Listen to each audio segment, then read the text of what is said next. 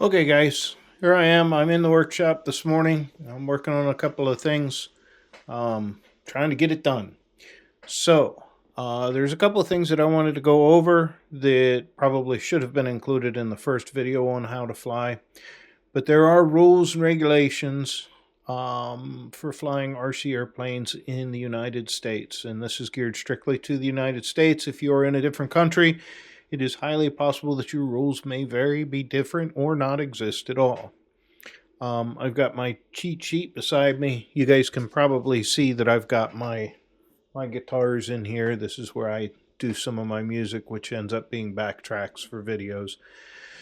So, because of the drone explosion, as it is called, or as it is referred to as, there is rules and regulations within the United States now that govern anything that flies remotely.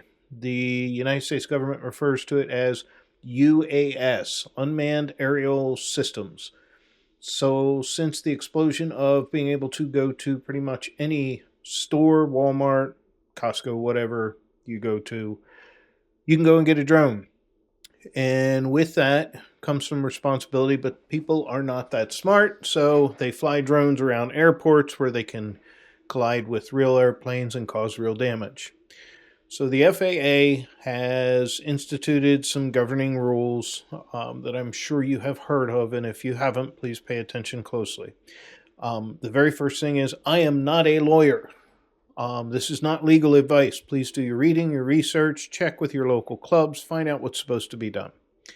So, drones, yeah, whatever. For the RC airplane guys, and even if you are flying a drone, these still apply, but I'd recommend heading over to Josh, I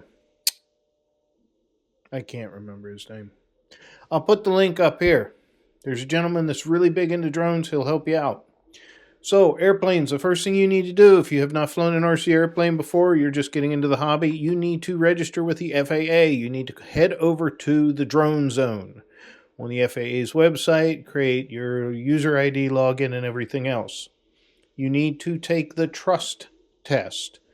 It is basically saying that, and it's open book, so it's not difficult, but it's basically saying that you read the rules and regulations and guidance as loosely as they are, and you understand how they apply. Once you've done that, you can go on and register your RC airplanes. And you have to register all of them according to the FAA. And then you have to mark all of your airplanes clearly as identified with your FAA registration number. It's going to be this long jumble of letters and numbers. This is for recreational flyers. If you fly and intend to take pictures to sell the pictures, to do real estate, land survey, some sort of commercial aspect where you're receiving money, getting paid, you have to get the Part 107 registration, which is a whole different game. We're talking about recreational only. So make sure you do that. Register with the Drone Zone. Take your trust test. Register all your planes. And then make sure your planes are properly marked. I believe it's on the outside and has to be clearly marked, something to that effect. Are you going to get busted?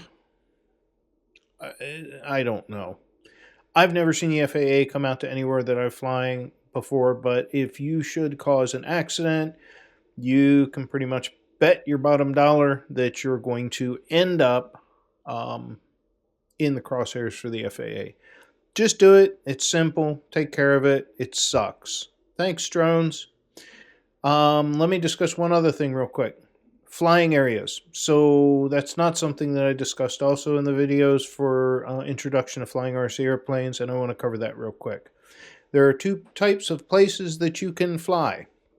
The first one is at your club fields, which are, in most cases, considered FRIA, F-R-I-A, which stands for FAA Recognized Recreational Area or something to that effect.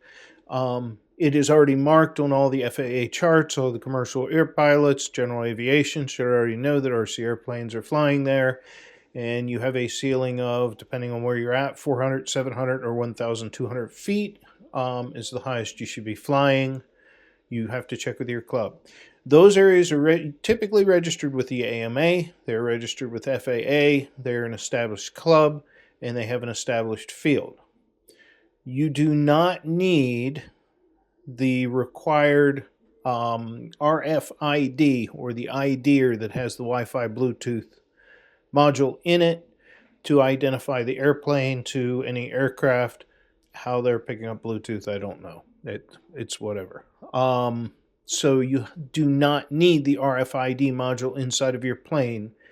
Does not matter, under 250 grams, over 250 grams, whatever. Does not need it. There are some changes to that, I believe, for the larger airplanes, but don't quote me on it. But in a free area, generally, you do not need your RFID module.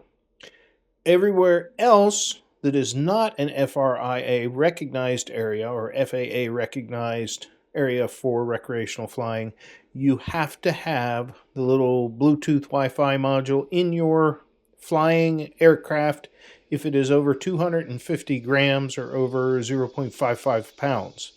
So you have to make sure that you have that module installed on the airplane. Some other things. So if you are not flying in a club area, you are flying in an open field, some things to keep in mind.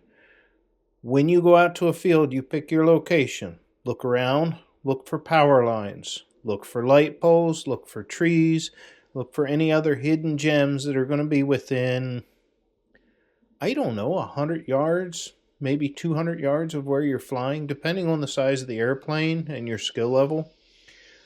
Make sure it is a clear open field, free of obstacles. You don't want to hit anything because you may be liable for damage depending on what happens.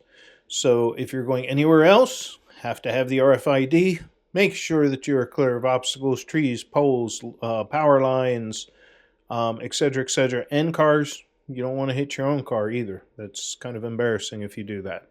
So that's out of the way. That's your flying areas. The last thing I want to cover is why I have talked about AMA, or the Aeronautical Model Association. I think I'm saying the abbreviation incorrectly. AMA in the United States is typically what most of our flying clubs have an association with.